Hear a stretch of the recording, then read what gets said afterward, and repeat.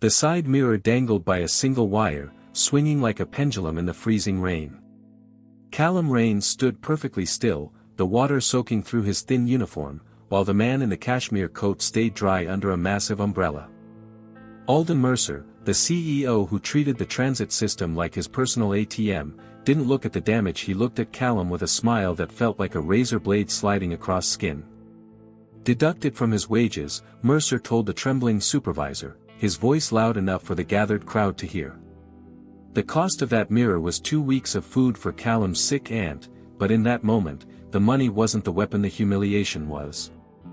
Mercer thought he was crushing a clumsy employee, unaware he was handing an invoice to the man who actually owned the pavement he was standing on. The secret in Callum's pocket was heavier than the debt, and the storm was just beginning. Don't look away, because the bill is about to be paid in full. The invoice slid across the battered metal of the dispatch counter like a declaration of war. Callum stared at the bold red numbers that summed up his supposed incompetence. It was $700 for a piece of glass and plastic housing. The supervisor, a man named Henderson who had lost his spine years ago, looked down. Mr. Mercer was specific, Callum, he wants the payment structure set up by Friday. Callum's hands were rough, scarred from years of gripping the wheel and fixing old engines. He picked up the paper, feeling the texture of the threat beneath his fingertips. The depot was cold, smelling of diesel fumes and stale coffee from the vending machine. Drivers moved in the background, heads down, afraid to catch the contagion of bad luck. They knew that when Mercer took an interest in you, it was never for a promotion. Callum folded the invoice neatly, turning the sharp corner into a precise, flat edge. He didn't scream, he didn't throw a punch, and he didn't beg for mercy. Inside his chest, a very old and very dangerous clock had just started ticking. If you know what it's like to swallow your pride for a loved one, stay with me. Is there an appeal process for the assessment of the damage? Callum asked quietly. Henderson laughed, a nervous, barking sound that echoed off the metal lockers. The appeal is you keep your job if you pay it, and you leave if you don't. It was the kind of binary choice that poverty forces on good people every day. Callum nodded slowly, placing his hat back on his head with deliberate care. He wasn't thinking about the money anymore, he was thinking about the shareholders' meeting. Sometimes the silence of a man is the loudest warning you will ever ignore. He walked out toward his bus, the number 42 route that wound through the city's veins.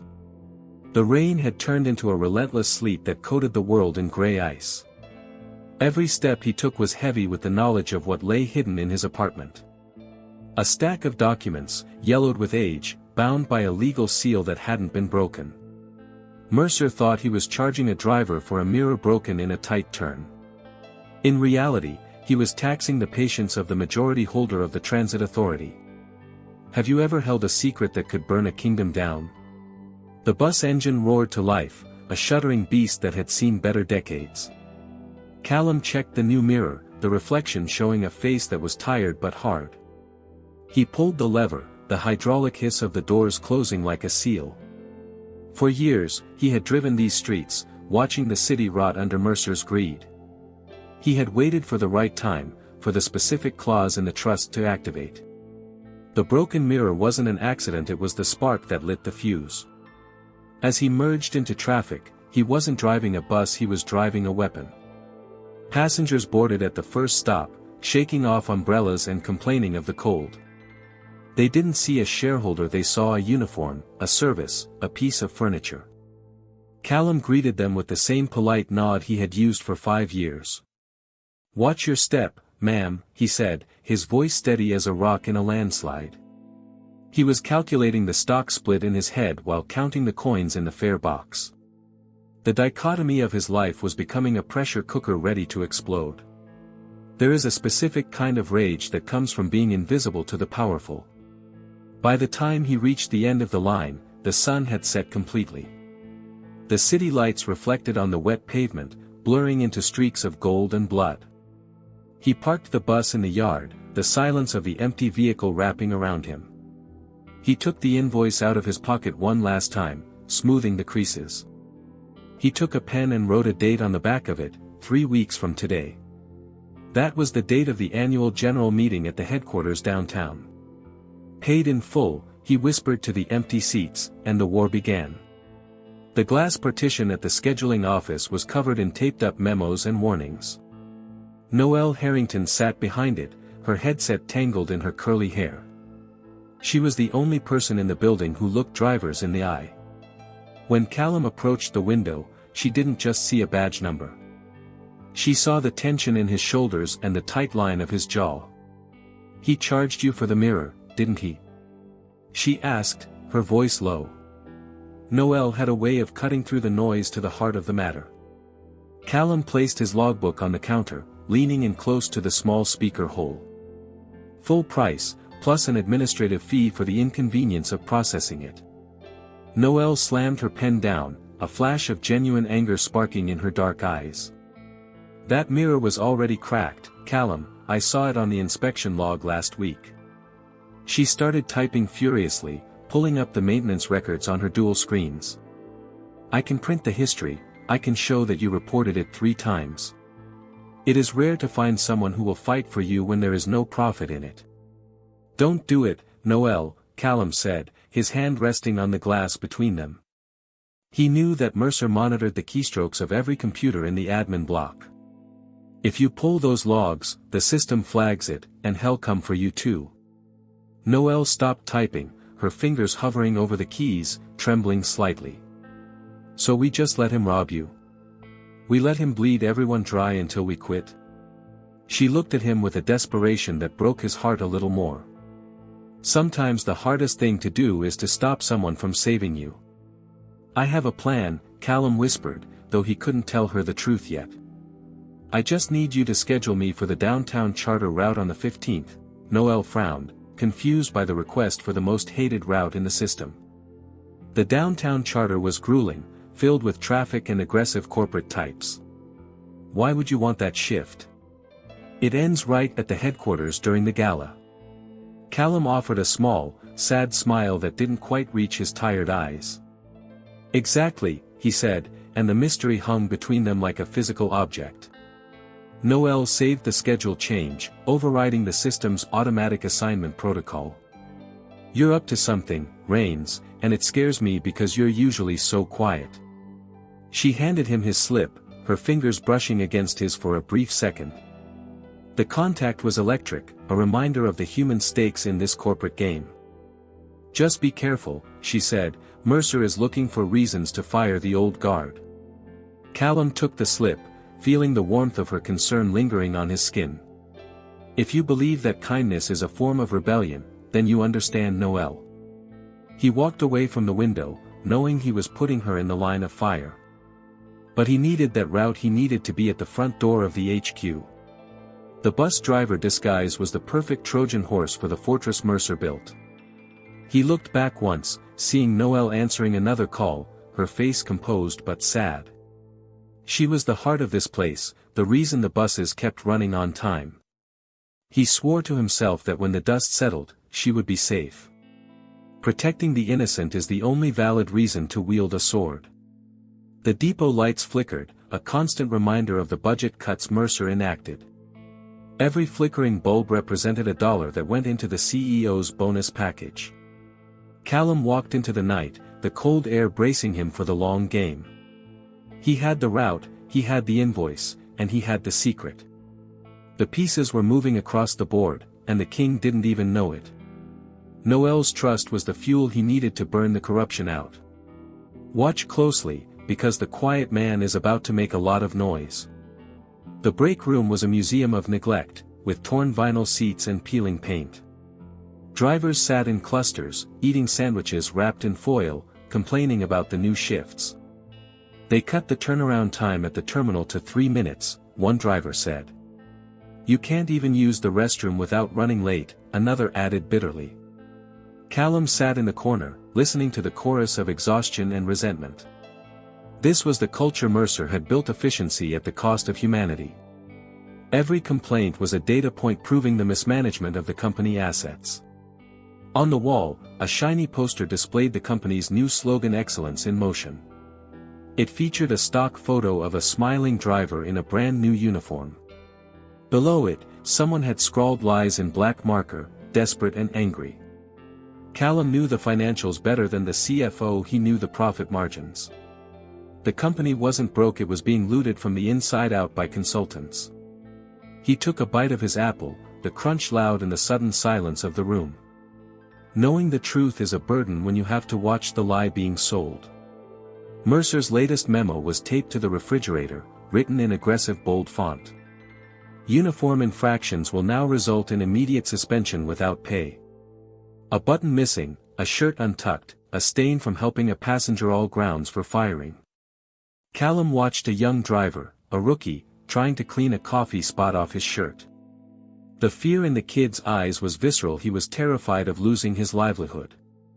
It is a sick system that rules by terror rather than by respect or leadership. Callum stood up, walking over to the kid and handing him a Tide pen. "Keep your head down, son," Callum said gently, "and don't let them see you sweat." The kid looked up, grateful, unaware he was speaking to his ultimate boss. "Thanks, Mr. Rains. I don't know how you stay so calm with everything." Callum didn't answer. He couldn't explain that his calm was actually focused rage. He was documenting every infraction, not of the drivers, but of the management. Every unjust suspension was a violation of the labor charter in the company bylaws. Justice is a slow process, but it compounds like interest in a bank account. The door swung open and a middle manager named Prentice walked in, clipboard in hand. Prentice was Mercer's eyes and ears, a man who enjoyed the crumbs of power. "Rains," he snapped, "Mercer wants to see you in the administrative wing." The room went silent, 50 eyes turning to look at Callum with pity. Being called to the admin wing usually meant you were walking out with a box. Callum wiped his mouth, threw his apple core in the trash, and nodded. "Lead the way," he said, his voice void of the fear Prentice wanted to see. As they walked through the corridors, the flooring changed from linoleum to carpet. The air grew cooler, filtered, smelling of expensive cleaner instead of sweat. They passed glass conference rooms where men in suits pointed at graphs. Graphs that showed costs going down and driver turnover going up. Callum memorized the faces. These were the enablers he would have to deal with. He was walking into the lion's den, armed only with his patience. Have you ever walked toward your enemy knowing you hold the trapdoor key? The disparity between the break room and the executive wing was criminal. Mahogany doors, abstract art on the walls, silence that cost millions. Callum's boots squeaked slightly on the polished floor, a sound of the working class. Prentice stopped at the double doors of the CEO's office, smirking.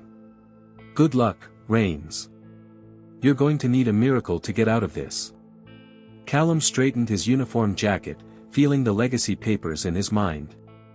"I don't believe in miracles," Callum said, "I believe in accountability." Alden Mercer's office was a shrine to his own ego, vast and panoramic. Floor-to-ceiling windows offered a view of the city he claimed to serve. He sat behind a desk that cost more than a bus, typing on a slim laptop. He didn't look up when Callum entered. It was a classic power move. Callum stood in the center of the room, waiting, observing the details. He noticed the expensive scotch on the sidebar, the unread legal briefs. Arrogance is the crack in the armor where the knife eventually slides in. Finally, Mercer stopped typing and swiveled his chair, his smile tight and practiced. "Mr. Rains. The man who fights mirrors and loses," Mercer chuckled. "I called you here to discuss your attitude regarding the repayment plan." Callum kept his hands clasped behind his back, standing at parade rest. "I intend to pay, sir. I only asked for the itemized receipt for the parts." Mercer's smile vanished, replaced by the cold, dead look of a shark. "You don't ask for things here, Rains. You drive. You obey. You pay." Mercer stood up, walking around the desk to invade Callum's personal space. He smelled of expensive cologne and the stale smoke of imported cigars. "I know you have a sick aunt, Callum. Margaret, isn't it? Expensive meds." The mention of his aunt made Callum's blood run cold, then boil hot. Mercer was weaponizing his family's vulnerability to ensure compliance. "It would be a shame if you lost your health insurance right now," Mercer whispered. "There is no evil quite like a man who uses the sick as leverage." Callum forced his breathing to remain even, counting backward from 10. "Is that a threat, Mr. Mercer? Because that sounds like a labor violation." Mercer laughed, a loud, booming sound that filled the sterile room. "It's not a threat, it's a reality check. I am the reality here." He picked up a crystal paperweight, tossing it lightly in his hand. "You are a cog. I am the engine. Never forget which one is replaceable." Underestimating a quiet man is the most fatal mistake a tyrant can make. "I understand my position clearly," Callum said, the double meaning hidden. He understood that he owned 51 of the voting stock through the trust. He understood that Mercer was an employee, technically working for him. But the reveal had to be timed perfectly to avoid legal injunctions. "Good. Then sign this admission of fault and get back to your route." Mercer slid a paper across the polished wood, a confession of negligence. Signing it would bar him from union protection, a tactical legal trap. Callum picked up the pen, hovering over the signature line. He signed, but he didn't sign his name, he signed an illegible scrawl. It was a stalling tactic, a way to buy time until the shareholder meeting. "Smart choice," Mercer sneered, taking the paper back without looking closely. "Now get out of my office. You're staining the carpet with your boots." Callum turned, his heel digging into the plush wool with satisfaction. Humiliation is fuel, you burn it to get where you need to go. As he left the office, he saw his reflection in the glass door. He looked like a defeated bus driver, head bowed, shoulders slumped. But inside, the strategy was solidifying into concrete action steps. Mercer had just threatened his family, the rules of engagement had changed. This was no longer about business or reform, it was about survival. Callum walked past the secretaries, his mind sharp as a diamond cutter. When they push you too far, they create the very thing that destroys them. The days following the meeting were a blur of harassment and surveillance. Supervisors rode along on Callum's bus, clipboards ready to mark errors. They timed his stops to the second, looking for any excuse to write him up. "You were 4 inches too far from the curb," one supervisor muttered. Callum corrected the alignment without a word, his patience infinite. He knew Mercer was trying to build a case for termination with cause. If you've ever had a boss try to manage you out, you know the stress. Then came the letter in the mail, delivered to his home address. It wasn't from the company, it was from the insurance provider. Coverage audit notice, potential suspension of benefits pending review. Mercer hadn't just threatened, he had pulled strings with the provider. Callum sat at his kitchen table, the letter shaking in his hands. His aunt coughed in the next room, the sound rattling his soul. Cruelty is not just an action, it is a systematic dismantling of safety. He went to the hospital that night, sitting by his aunt's bedside. She looked small in the bed, frail but still sharp in her mind. "You look like you're carrying the world, Cal," she whispered. "Just a tough week at the depot," he lied, smoothing her hair. He couldn't tell her that her safety was the pawn in a corporate game. He checked the 4-drip, calculating the cost of every drop of fluid. Love makes us vulnerable, but it also gives us the strength to endure. The next morning, Callum arrived at the depot early, seeking Noelle. She met him by the vending machines, her face pale and worried. "They asked me to pull your attendance records for the last 5 years," she said. "They are looking for gaps, for sick days, for anything, Callum." She handed him a coffee, her hand lingering on his arm for support. "I accidentally deleted the file from 2022, she whispered with a wink. Loyalty is found in the small acts of sabotage against the oppressor. "You can't take risks for me, Noelle." "I can't lose you too," he said. "You're not losing me. We are in this together, Rains." Her bravery was a beacon in the gray fog of his current life. She was risking her job, her pension, her stability for him. It made him realize that this fight wasn't just about his legacy. It was about the people who made the company run despite the leadership. When you find someone who stands in the fire with you, never let go. Later that day, Prentice cornered Callum in the bus yard. Mercer wants you to work the late shift on the weekend. Double headers. It was a punishment shift, designed to exhaust him into making a mistake. "I'll do it," Callum said, knowing refusal was insubordination. "And wear the old uniform. We're out of the new ones for you." They wanted him to look ragged, to look like the past they were erasing. Accept every insult, store it away, and return it with interest later. Callum drove the bus out, the engine whining in protest. He thought about the threat, the insurance, the harassment. He realized that playing defense was no longer a viable strategy. He needed to go on the offensive, to strike before the meeting. He reached into his bag and touched the cold steel of a flash drive. It contained the digital ledger of the original trust fund. The counterattack begins not with a shout, but with a whisper of data. The locker room at the depot was a place of rust and secrets. Locker 402 had been Callum's for 10 years, dented and scratched. He spun the combination dial left, right, left, the click satisfying. Inside, behind his spare uniform and a rain poncho, was the false back. He pried it open with a flathead screwdriver he kept in his boot. Behind the metal lay a leather satchel, cracked with age and history.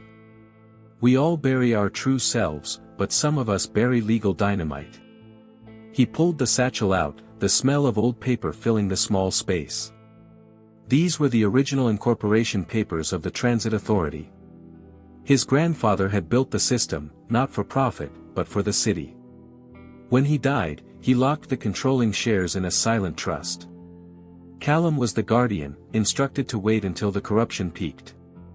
The threshold was a specific debt-to-income ratio that Mercer had just crossed. Dead men don't speak, but their wills can scream from the grave. He sat on the bench, leafing through the stock certificates. Class A voting shares. Convertible bonds. The power of a god. The irony was that he was scrubbing floors to pay for a mirror, while holding a piece of paper worth $40 million.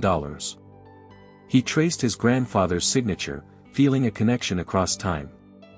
"I waited too long," he whispered to the ghost of the founder. "Hesitation is the luxury of the safe. The desperate must act now." Suddenly, the door to the locker room banged open. Callum shoved the papers back into the satchel and kicked it under the bench. It was a security guard, a new hire with more muscle than neck. "Clearing out the lockers for inspection, Rains. Open up." Mercer's paranoia had reached the level of physical searches. Callum stood up, blocking the view of the bench with his body. "I'm on break. You have no warrant to search personal property." The guard stepped closer, his hand resting on his baton. "Company property. The locker belongs to Mercer, just like you." Callum didn't flinch. He used his height, looking down at the man. "The locker belongs to the depot. Check the contract, clause 4. The guard hesitated, unsure of the regulations, relying only on force. "Move aside, or I move you," the guard growled, stepping forward. "Courage is standing your ground when your knees want to buckle." "Hey! Leave him alone." Noelle's voice rang out from the doorway.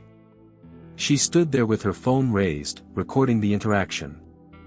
"This is being live-streamed to the union rep right now."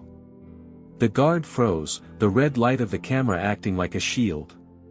He sneered, backed away, and pointed a finger at Callum. "This isn't over. Watch your back." He turned and stormed out. A camera in the right hands is more powerful than a gun. Callum exhaled, the adrenaline leaving his hands shaking. He grabbed the satchel, knowing the locker was no longer safe. Noelle lowered her phone, her eyes wide with fear and adrenaline. "What do you have in there, Callum? Why did he want to search?" He looked at her, deciding in that moment to trust her fully. "The end of Alden Mercer," he said, lifting the leather bag. "Come with me. I have to show you everything. They sat in Callum's small, dim apartment, the papers spread on the table. Noelle read the documents, her mouth falling open in shock. You own it? You own everything? She looked at him, bewildered. 51 of the voting bloc. My grandfather wanted to ensure the mission. Callum poured her tea, his hands steady now that the secret was out. Why drive? Why take the abuse? Why live like this? She asked. The question hung in the air, heavy with the weight of his sacrifice. Because if I claimed it before the condition was met, the board could dissolve it. He pointed to a clause in the dense legal text. The moral hazard clause. Mercer had to prove he was destroying the service. And he has, Noelle whispered, he's gutted the maintenance budget. He's also about to sell the depot land for condos, Callum revealed. That's why he's firing everyone. He wants to liquidate the assets. Greed is not just a sin, it's a strategy that requires patience to defeat. Noelle touched his hand, looking at the bruises under his eyes. You've been carrying this alone for 5 years. That's too long. I'm not alone anymore, he said, and the air shifted between them. The distance closed. The shared danger had forged a sudden intimacy. She didn't see a rich man or a poor man, she saw a good man. We have to stop him at the gala, she said, her voice firm. That's where he announces the sale. We have to drop the bomb there. But the next morning, the retaliation for the locker incident arrived.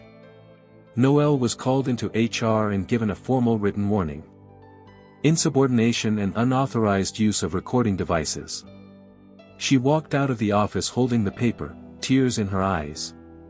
Callum saw her from the dispatch window, his heart clenching.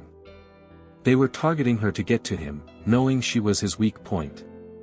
When they hurt the ones you love, the fight becomes a war. He met her by the back gate, hidden from the cameras. I'm so sorry, Noelle. I never wanted this to touch you. She wiped her eyes and looked at him with a fierce determination. Don't apologize. Make them pay. Make him pay for every tear. She handed him a USB drive. I downloaded the maintenance logs before they locked me out. She had stolen the smoking gun, evidence of the safety violations. True strength is getting hit and immediately striking back harder. This proves the mirror was broken before you drove, she said. It proves he falsified the invoice. It proves fraud. Callum took the drive, closing his fist around it tight. This is the nail in his coffin. But the shares are the hammer. He looked at the date on his watch. 3 days to the gala. 3 days to survive while carrying the instruments of their destruction.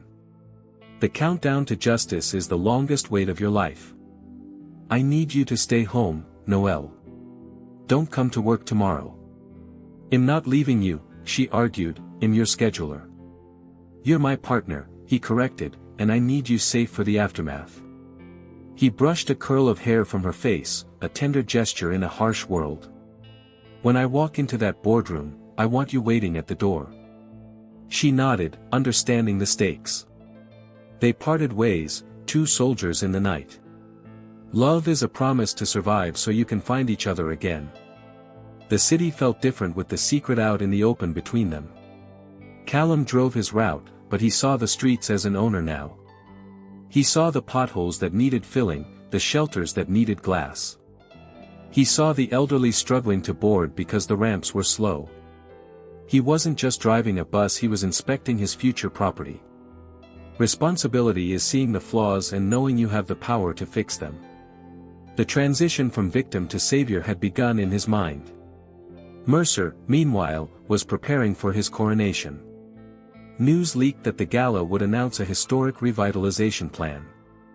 Which was corporate speak for firing drivers and selling the land. Callum read the article on his break, his jaw set in stone. Mercer was quoted calling the workforce outdated and resistant to change. The arrogance of the man was limitless, a balloon expanding to burst. Pride goeth before the fall, but sometimes you have to trip them. That afternoon, Callum made a stop at a law firm in the financial district. He parked the bus illegally, flashing his hazards. Let them ticket him. He walked into the lobby of Stein Vance, his grandfather's trustees. The receptionist looked at his uniform with disdain. Deliveries in the back. I'm not here to deliver, Callum said, pulling a gold signet ring from his pocket. He placed the ring on the counter. It bore the seal of the trust. Tell Mr. Vance that the sleeper has woken up. 5 minutes later, he was in the senior partner's office. Vance, an old man with eyes like a hawk, looked at the bus driver. It's been a long time, Mr. Rains. We feared you'd given up. I was waiting for the trigger, Callum said, placing the USB drive down. Fraud. Negligence. Asset stripping. The conditions are met. Vance smiled, a shark-like grin that was, for once, on the side of angels. Then we shall prepare the filings. You will need a suit for the gala. No suit, Callum said, standing up. I'm going as I am. I want them to see the uniform. I want them to see who beat them. It's theatrical, Vance warned, and highly irregular. It's necessary, Callum countered. The image matters. He needed the world to see that a worker took down the tyrant. He left the office, the legal machinery now grinding into motion. Symbols are powerful. A uniform can be a badge of honor or a target. Back on the bus, he finished his route with a strange sense of peace. The passengers were no longer strangers, they were his constituents. He helped a mother with a stroller, lifting it with ease. Thank you, driver, she said, exhausted. My pleasure, he replied, and he meant it more than ever. Service is the highest form of leadership, a lesson Mercer never learned. He drove the bus back to the depot, parking it perfectly in the bay.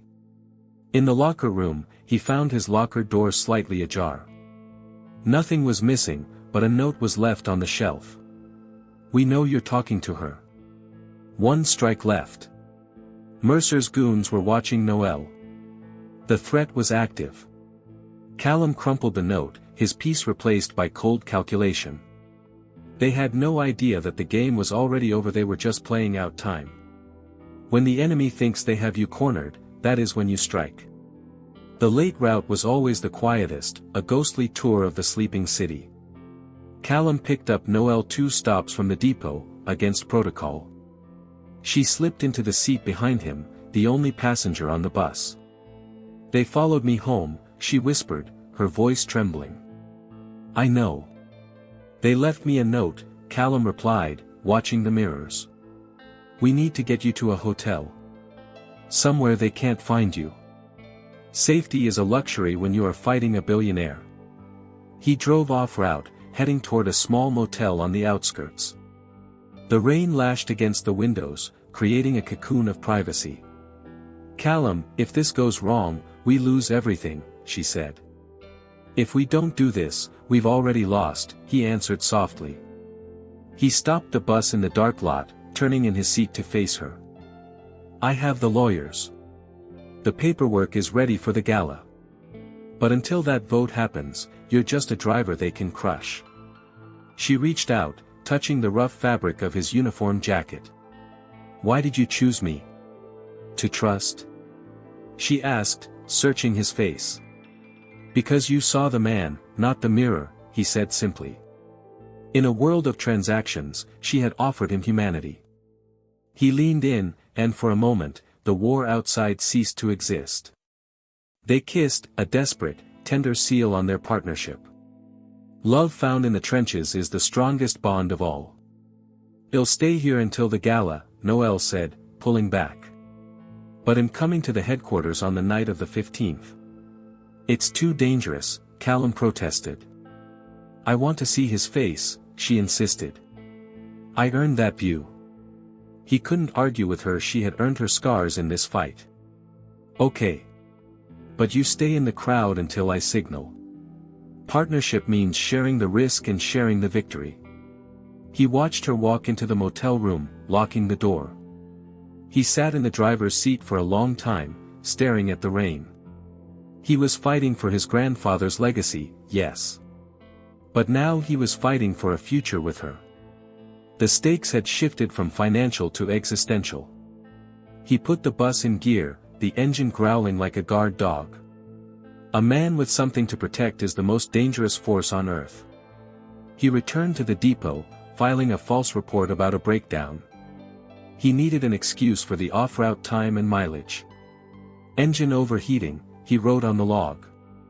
Whatever lie was needed to buy 48 more hours. He walked home, the city sleeping, unaware of the coup approaching. The streets were wet and black, reflecting the neon signs. The calm before the storm is heavy with the promise of thunder. The day of the gala arrived with a sky of brilliant, deceptive blue. The headquarters was being draped in banners, a new era for transit. Catering trucks blocked the loading docks, unloading champagne and caviar. Callum arrived for his shift, the charter that would ferry guests. He was assigned to drive the VIP shuttle from the parking deck to the entrance. Mercer wanted the drivers to look like servants, part of the scenery. The uniform was starched, the hat pulled low. He was ready. He checked the bus. It was one of the few new electric models. Show ponies for the investors, while the fleet rotted. He saw Mercer doing a sound check on the outdoor stage. Testing, 1, 2. Is the lighting right on my hair? The vanity was grotesque. Callum gripped the steering wheel tight. He watched as the press began to arrive, cameras setting up. The stage was set for a tragedy, but the lead actor had changed the script. The first guests arrived: city council members, developers, investors. Callum opened the doors, greeting them with a stoic nod. They ignored him, talking loudly about stock prices and zoning rights. Mercer says the land sale will net us triple the investment, one said. And the union? Another asked. Crushed.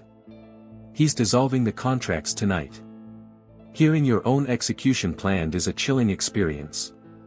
He drove them the 300 yards to the red carpet. He watched them disembark, their jewelry flashing in the sun.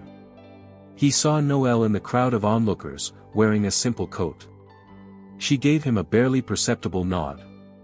She was in position. Callum parked the bus in the designated waiting area. But he didn't turn off the engine. He let it hum. Preparation is done, now comes the execution of the plan. A production assistant tapped on his window. Hey, driver. Mercer wants you on stage during the speech. Me? Callum asked, feigning surprise. Yeah, he wants a representative of the workforce to stand there. It was a prop.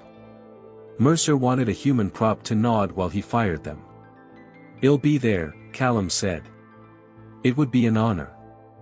The trap was sprung, but the mouse was actually a tiger. He checked his pocket. The legal writ was folded in his inner pocket. The lawyers were already inside, blending in with the guests. He adjusted his tie, looking in the rearview mirror one last time. Showtime, he whispered to his reflection.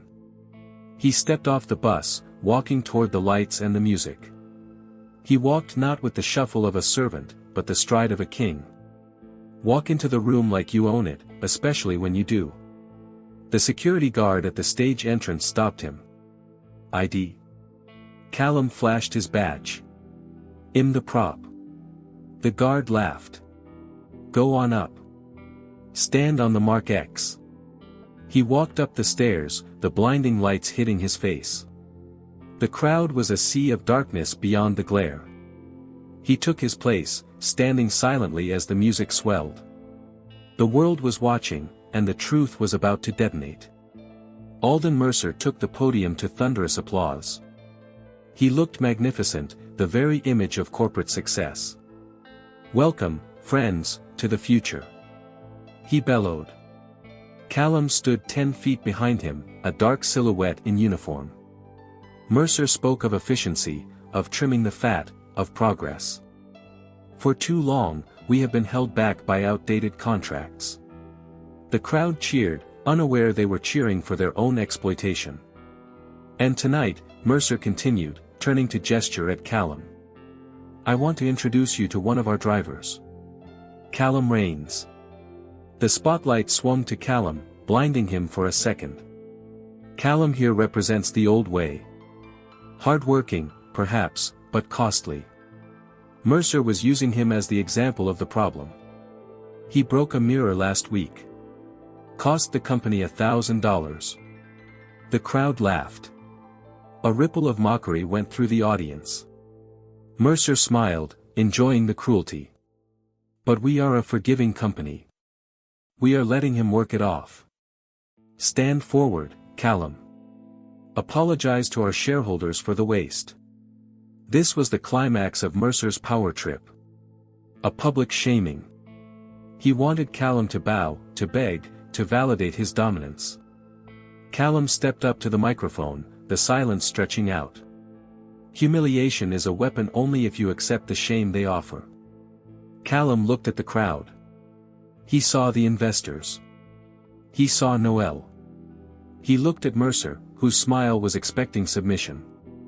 Callum leaned into the mic. His voice was calm, deep, resonant. I do apologize, Callum said, and Mercer nodded smugly.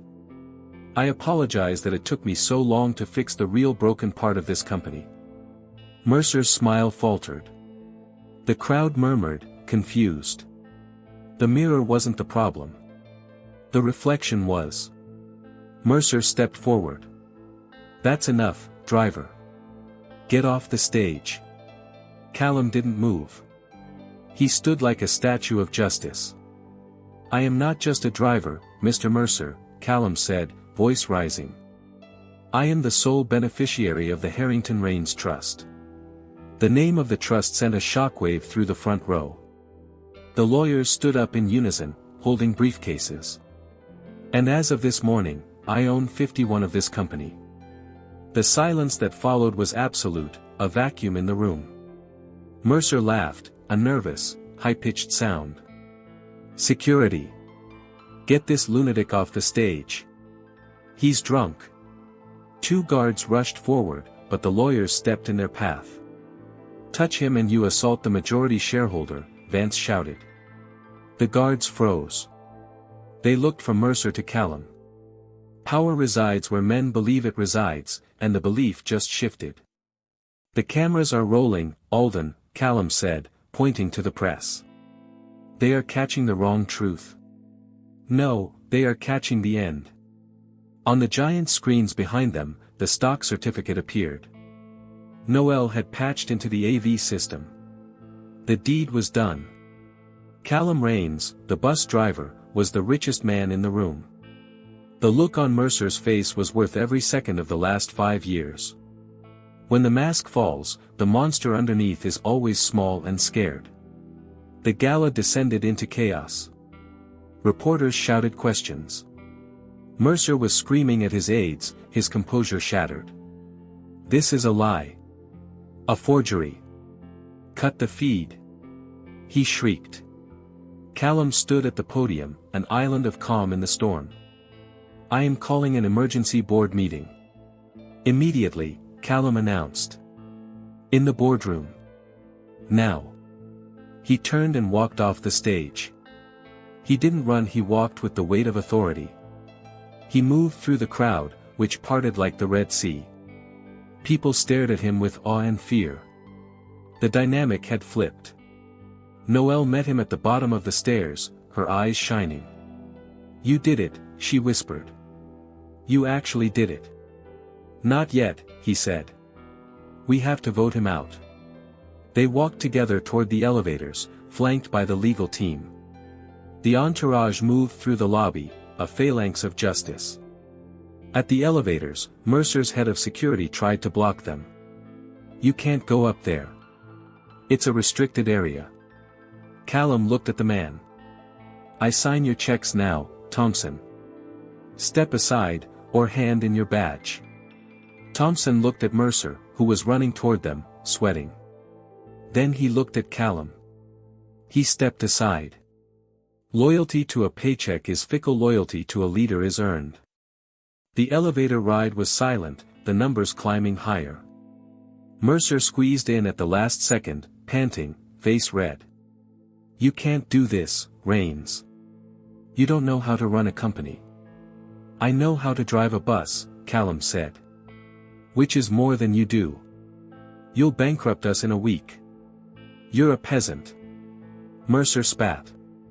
Callum just stared at the doors. "I'm the owner. Watch your tone." Insults from the defeated sound like desperate prayers. The doors opened to the executive floor. The boardroom was glass-walled, waiting for them. The other board members were already there, summoned by alerts. They looked terrified. They knew the trust existed but thought it dormant. Callum walked to the head of the table.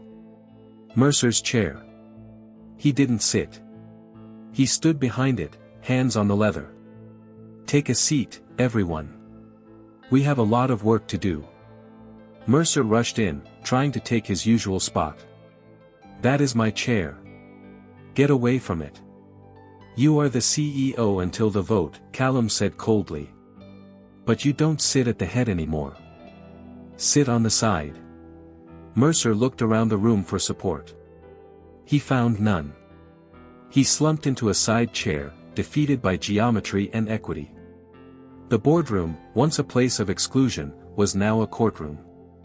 "This meeting is not for him," Callum said, pointing to Mercer. "It is for the thousands of employees he tried to crush. It is for the passengers he stranded. It is for the city he tried to sell." Callum placed the invoice for the mirror on the mahogany table. First item on the agenda: reimbursement for unjust charges. The small piece of paper looked ridiculous on the expensive table, and that was the point. Mr. Vance opened his briefcase, distributing copies of the will. The documents were old, smelling of the past, binding the future. "The terms are clear," Vance stated. "Majority control reverts to Mr. Rains. Upon proof of gross management negligence." Mercer slammed his hand on the table. "I made record profits. By deferring maintenance and stealing wages," Callum corrected. "That is negligence. You cannibalized the company for short-term gain." The witness to the will, a retired judge, joined via video link. "I can verify the signature and the intent," the judge said. "The seal is unbroken. The claim is valid." The board members looked at the paperwork, nodding slowly. They were sharks, and they smelled blood in the water. Mercer's blood. They realized quickly that aligning with Callum was their only survival. Rats abandon the sinking ship, but corporate sharks eat the captain. This is a hostile takeover. Mercer screamed, loosening his tie. "It is a restoration," Callum said calmly. "We are restoring the mission of this organization." He looked at Noel, who was sitting quietly in the corner taking notes. "I nominate Noel Harrington as the interim director of operations." Mercer laughed. "A scheduler? You're joking." "She knows the system better than anyone in this room," Callum said. "Seconded," said a board member who wanted to keep his seat. "Thirded," said another. The motion passed. Noel looked shocked, then determined. She straightened her posture. She was ready. Mercer watched his empire being carved up by the people he despised. He looked small, shrunken in his expensive suit. When you strip away the title, the man is all that remains. "Now," Callum said, looking at the legal seal on the documents. "We move to the vote of no confidence in the CEO. Mr. Mercer, you have 5 minutes to defend your tenure." Mercer stood up, but he had no words, only excuses. The market. The economy. The unions. He stammered. He had no defense because he had no achievements other than theft. Silence is the loudest confession of incompetence. Callum listened, his face impassive. He remembered the rain, the mirror, the threat to his aunt. He didn't feel joy. He felt a grim satisfaction. Justice is not about happiness, it is about balance. Time is up, Callum said, cutting Mercer off mid-sentence. We will now vote. The hands went up around the table. Unanimous. Alden Mercer, you are relieved of your duties effective immediately. Security will escort you from the building. The same guards Mercer had hired stepped forward. They didn't look at Mercer with respect, they looked at him as a trespasser. This isn't over. I'll sue. I'll bury you. Mercer screamed as he was dragged out. Callum watched the doors close. It is over, he said to the room. Now, let's get to work. The vote that crushed a king was silent and swift. Mercer's shouting faded down the hallway, a ghost of the past. The room was quiet, the air conditioning humming. Callum finally sat in the chair at the head of the table. It was comfortable, but it felt like a trap. He knew the hard part wasn't taking power, it was using it. We are freezing the land sale, he announced as his first act. But the penalties? A board member protested. We will pay them. We are not selling the depot. We are rehiring the fired drivers. All of them. We are retrofitting the fleet with the reserve capital. The board members looked nervous. This was expensive. Dividends will be suspended for 2 years, Callum added. Gasps went around the room. Suspended dividends were heresy. If you don't like it, sell your shares, Callum said coldly. I'll buy them back at market value. He was betting the farm on the company's long-term health. He was acting like a founder, not a flipper. One by one, the board members nodded. They had no choice. They were trapped in the orbit of a man with a moral compass. Integrity is a gravity that pulls everything into its alignment. Noel spoke up. We need to address the press downstairs. They are speculating that the company is collapsing. Callum stood up. Let's go tell them we are just beginning. They walked back to the elevators, the mood different now. The staff looked at Callum with wide eyes. He wasn't the bus driver anymore, he was the savior. Respect is earned in the arena, not given by the title. Downstairs, the press was in a frenzy. Callum took the podium again, Noel by his side. Alden Mercer is gone, he told the cameras.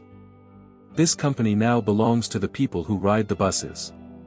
And the people who drive them. Cheers erupted from the back, where the catering staff stood. A revolution doesn't need guns, it needs a voice that speaks truth. He looked at the camera, addressing the city directly. We will be late sometimes. We will have breakdowns. But we will never lie to you again. And we will never rob you.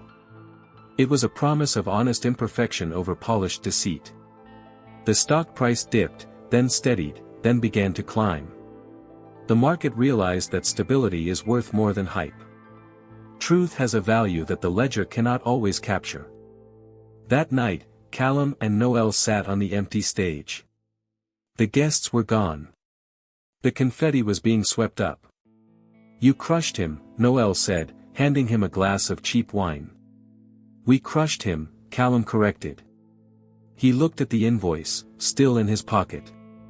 He took a lighter and set the corner of the paper on fire. They watched it burn, the ashes falling to the floor.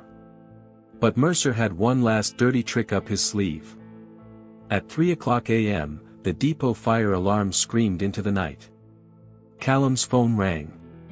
It was the night watchman. Fire in the records room. Someone threw a Molotov. Mercer was trying to burn the evidence of his embezzlement. He thought if the paper trail was gone, he could sue for wrongful termination. Desperation makes men do reckless, stupid things. Callum and Noel rushed to the depot in his truck. Fire trucks were already there, spraying water on the brick building. The flames licked at the windows of the admin block. The servers. Noel cried. The backups are in the basement. If the servers melted, the proof of the safety violations was gone. Callum didn't hesitate. He ran toward the back entrance. Callum, no. Noel screamed, grabbing his arm. "I have to," he said, pulling away. "It's the only way to jail him." He kicked open the door, disappearing into the smoke. The heat was intense, a physical wall pushing him back. He crawled on the floor, using his memory of the building. He knew every turn, every step. He had mopped these floors. He reached the server room. The fire hadn't breached the door yet. Courage is doing what must be done, even when you are terrified. He grabbed the hard drives, ripping them from the racks. They were hot to the touch, burning his fingers. He shoved them into his jacket, shielding them with his body. The ceiling groaned above him. A beam crashed down in the hall. He was trapped. The smoke was filling his lungs. He coughed, his vision blurring. Was this how it ended? To win the war and die in the smoke? No. He saw a vent. The old ventilation shaft he had complained about for years. It was loose. He kicked the grate open and squeezed inside.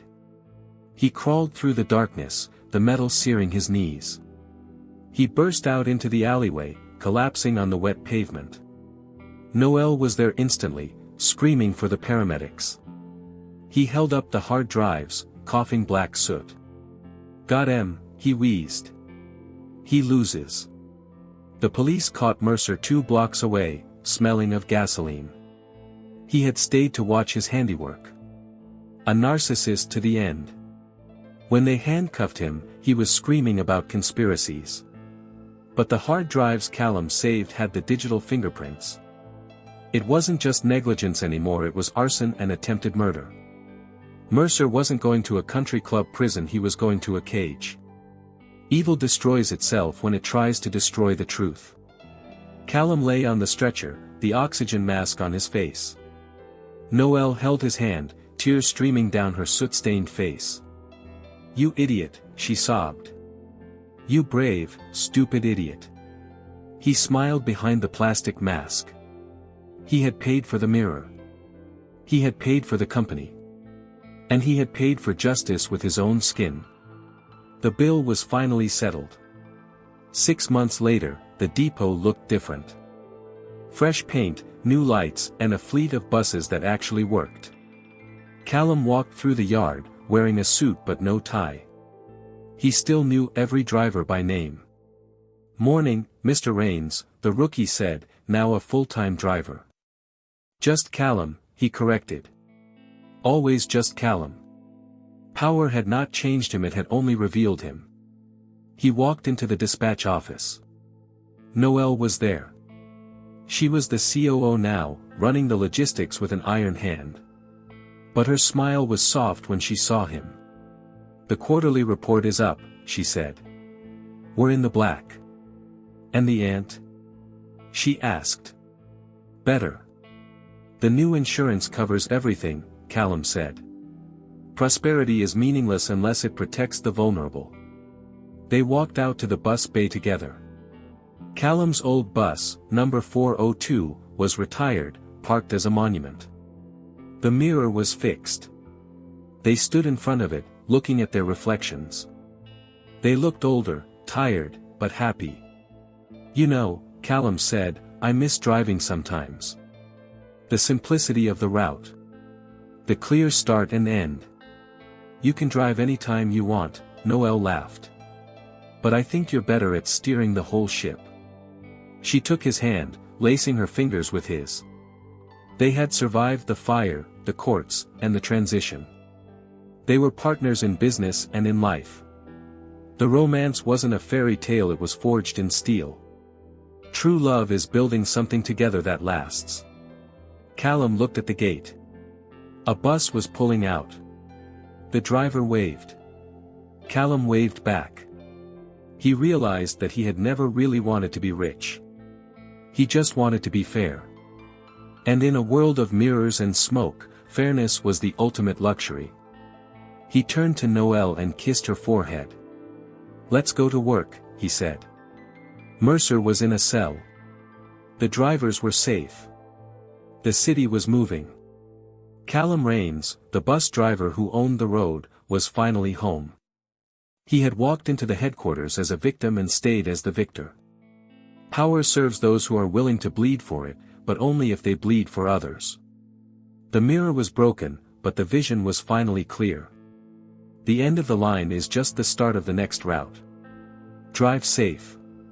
Callum didn't fix the world, but he fixed his corner of it. He proved that dignity isn't a price tag, it's a non-negotiable asset. The mirror wasn't what mattered, it was the man standing in front of it. We all have a Mercer in our lives, someone who mistakes our silence for weakness. Let this story be your reminder the quiet ones are often holding the wildest cards. If you believe that justice is worth fighting for, hit that subscribe button to join our community of underdogs. Like this video if you've ever wanted to fire your boss, and share it with someone who needs to know that the good guys can win. Check out our playlist The Silent Billionaires for more hidden identity sagas you won't believe the next one. Turn on notifications, the next route leaves soon, and you don't want to miss the bus.